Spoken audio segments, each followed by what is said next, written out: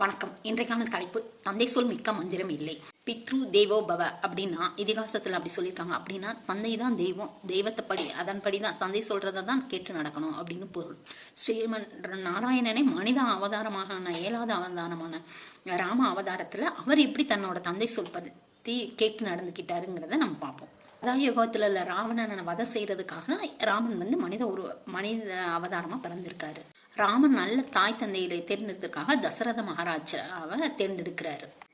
அப்போ அவரோட குருவான வசிஷ்டர்கிட்ட கேட்குறாரு, இந்த மாதிரி எனக்கு ரொம்ப நாள் குழந்தையில நான் என்ன பண்ணட்டும் அப்படின்னு சொல்லிட்டு அவரும் இதை அறிந்து தன்னோட ஞானத்தால் அறிந்து அவரை பிரம்ம காமஸ்ரீ யோகம் செய்ய சொல்றாரு. மான் கொம்புகளை உடைய கலைக்கோட்டி மாமுனி என்று அழைக்கப்படும் சிறுங்கை முனிவரால இந்த புத்திர காமேஸ்வரி யோகத்தை நீ செய்ய அப்படின்னு சொல்லிட்டு வசிஷ்டர் தசரதுக்கு சொல்றாரு.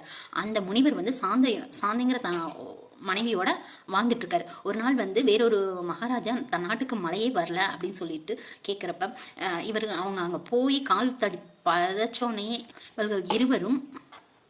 இவர்கள் இருவரும் அந்த நாட்டுக்குள்ள உள்ள நுழைஞ்சு கால் வச்சோடனே மழை பெஞ்சதாமா. அப்படியெல்லாம் ராமரையும் மற்ற 3 குழந்தைகளையும் தசரதர் பெற்றார். அப்படிப்பட்ட குழந்தைகளை 5 வருஷம் தான் வச்சிருந்தாரு. 5 வருஷத்துக்கு அப்புறம் குருகுலம் விடணும், எல்லா வித்தைகளும் தெரிஞ்சுக்கணும் அப்படிங்கிறதுக்காக குருகுலம் விட்டார். அப்பையும் என்ன பண்றாரு ராமர், தன் தந்தை சொல் தான் முக்கியம் அப்படின்னு சொல்லிட்டு இப்ப இருக்க மாதிரி பள்ளிக்கூடத்துக்கு போனோன்னு சாயங்காலம் வீட்டுக்கு வந்துட முடியாது. போனால் 7 வருடங்கள் அல்லது 5 வருடங்கள் அங்கேயே தங்கி படிக்கணும். குருகுலத்தில் எல்லாரும் சம்மந்தம், ஆண்டியும் சரி அரசனும் சரி எல்லாரும் சம்மந்தமாக அரச பிள்ளைங்க அப்படின்லாம் சொல்ல முடியாது. அதுவும் அம்மா அப்பாவையும் 7 வருடங்களா இந்த 4 குழந்தைகளும் பிரிஞ்சிருக்காங்க. 10 பேரை ஏழையாக்கி ஒருத்தன் பணக்காரன், ஆனால் 10 பேர் முட்டாளாக்கி அறிவாளி ஆக முடியாது.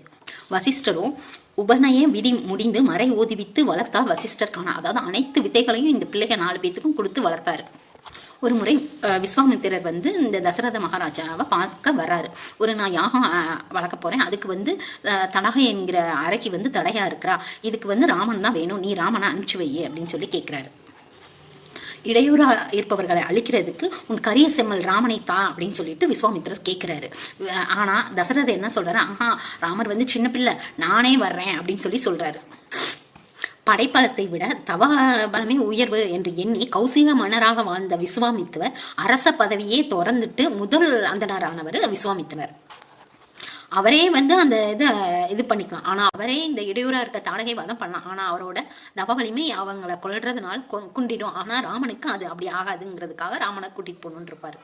வசிஷ்டரும் ராமரை நீ அனுப்பிச்சு வை, நீ என்னென்ன பண்ணுவியோ அதை விட விஸ்வாமித்திரர் ராமனுக்கு எல்லாம் நல்லபடியாக பார்த்துக்குவாரு அப்படின்னு சொன்னோன்னா சரி, ஒரு வழியாக தசரதரும் ராமனோட லக்ஷ்மணனையும் சேர்த்து அனுப்பி வைக்கிறாரு.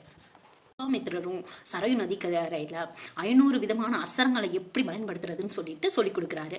அது மட்டும் இல்லை, பலா அதிபலா 2 இருக்கு. தூக்கத்தை எப்படி கட்டுப்படுத்துறது, பசி எப்படி கட்டுப்படுத்துறது, அந்த மாதிரி அக்னியே பெஞ்சாலும் மழையே பெஞ்சாலும் விறகு வச்சு அக்னியை வர வைக்கிறது, இந்த மாதிரி பல வித்தைகளை ராம லட்சுமணனுக்கு விஸ்வாமித்திரர் கற்றுக் கொடுத்துருக்காரு. அப்பயும் ராமர் தன் தந்தை சொல்லை மந்திரம் சொல்லிட்டு கேட்டோன்னு எந்த மறுப்பு சொல்லாம உடனே கிளம்பி போயிட்டாரு. ஒரு நாள் தசரதர் ராமரை கூப்பிட்டு நாளைக்கு உனக்கு முடிச்சூட்டு விழா அப்படின்னு சொல்றாரு. அப்ப இவர் அதிர்ந்துறாரு, என்னடா நம்ம திடீர்னு கூப்பிட்டு இப்படி சொல்றாருன்னு. நிலையற்ற இந்த உலகத்துல நிலையான இறை அனுபவத்தை நான் பெறறேன், எனக்கும் வயசாயிடுச்சு, எனக்கு அப்ப யாரும் மூத்த பிள்ளை தான் ராஜ்யத்தை ஏற்றுக்கணும், அதனால நீ ஏன்னு சொல்லி அப்பையும் தந்தை சொல் மிக்க மந்திரம் இல்லைங்கிற இதுக்காக அதன்படி சரி அப்படின்னு சொல்லிடுறாரு. ஆனா மறுநாளே கையை கொடுத்த வரத்தினால தசரத ராமரிடம் நீ 14 ஆண்டுகள் காட்டுக்கு போ அப்படின்னு சொன்னோனையும் அவர் முகம் மகிழ்ச்சியோட தான் இருக்கிறார். அன்று மலர்ந்த செந்தாமரை மலர் எவ்வளவு அழகா இருக்குமோ அந்த மலரோட அழகை விட வென்றாதான் அவரோட முகம். இல்லை நான் போக மாட்டேன் அப்படியெல்லாம் சொல்லி சண்டை போடாமல் தந்தை சொல் மிக்க மந்திரம் இல்லைங்கிற வார்த்தைக்கு இணங்க ராமர் அவர் சொல்படி கேட்டு சரின்ட்டார். இறுதியில் சீதா பிராட்டியை கூட்டிட்டு 14 ஆண்டுகள் கழிச்சு மனத்திலிருந்து நாட்டுக்கு திரும்பின உடனே சீதா தேவியை ராமர் ஏற்றுக்கொள்ள மறுக்கிறாரு. அப்ப ராமர் என்ன சொல்றாரு, உணர்வை ஈட அற செய்தியால் நின்றது உன் ஒழுக்க செய்தியால் சாதியால் அப்படின்னு சொல்றாரு. சாதியால் அப்படின்னா சாவு அப்படிங்கிற ஒரு மீனிங், இன்னொரு மீனிங் சாதித்து காட்டு அப்படிங்கிற இன்னொரு பொருள். லக்ஷ்மணன் எப்பயுமே என் பேச்சாதான் கேட்பான். நீ மான கேட்டோன்னா நான் போயிட்டேன், லக்ஷ்மணன் மேல எந்த தப்பும் இருக்காது, இருந்தாலும் நீ சொன்னதுனால ஏதோ ஒரு காரணத்தினாலதான் லக்ஷ்மணனும் அந்த இதை விட்டு குடியில விட்டு கிளம்பியிருக்காரு, அதனால உன் மேல ஏதாவது தப்பு இருக்கலாம் அப்படின்னு நினைச்சிட்டு அக்னி பரீட்சை வைக்கிறாரு. அதுக்கு லக்ஷ்மணனையே அக்னி மூட்டி தர சொல்றாரு. லக்ஷ்மணன் தயங்கினாலும் அவருக்கு அப்பா மாதிரி அப்பா தந்தை சொல் மிக்க மந்திரங்கிறது வந்து ராமனுக்கு மட்டும் இல்லை, லக்ஷ்மணன் வந்து தன் தந்தையா வந்து ராமனை பார்த்ததுனால அவர் சொல்றதை செய்கிறாரு. சீதா பிராட்டியார் மனதாங்க வாக்காலும் நான் குற்றம் இழைத்திருந்தால் அக்னி தேவனை என்னை சுட்டேரி அப்படின்னு சொல்லிட்டு அக்னிக்குள்ள பிரவேசம் பண்றாங்க.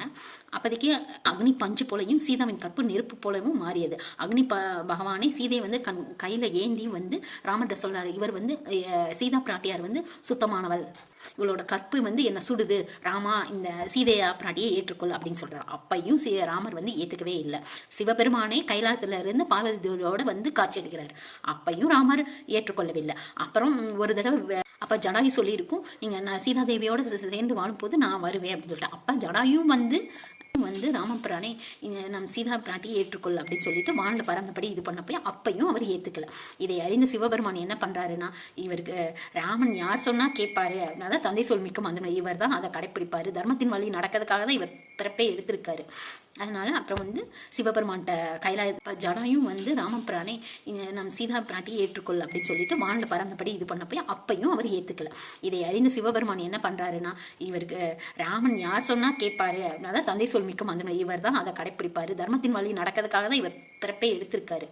அதனால அப்புறம் வந்து சிவபெருமான் சொர்க்கத்தில் இருக்க தசரதனை நீ போய் சொன்னாதான் உன் மகன் கேட்பான், நீ போய் சொல்லணும்னு. அதுக்கப்புறம் தசரதர் வந்து சீதா பிராட்டி மேல எந்த தப்பும் இல்லை அப்படின்னு சொன்னதுக்கு அப்புறம் நீ ஏற்றுக்கொள் அப்படின்னு. அப்ப தந்தை சொல் மிக்க மந்திரம் இல்லைங்கிறதுக்காக அவரை ஏற்று நல்லபடியா ராவணன் மகனாகிய இந்திரஜித்தும் கூட பயங்கர வலிமை பெற்றிருந்தாலும், அப்பா தன்னோட சித்தப்பாவும் தம்பியும் இறந்தாலும் தன்னோட அப்பாக்காக தந்தை சொல் மிக்க மந்திரம் இல்லைங்கிறதுக்கு மாதிரி இப்ப தசரதர் சொன்னதுனால சீதாதேவியை ஏற்றுக்கொண்டாரு.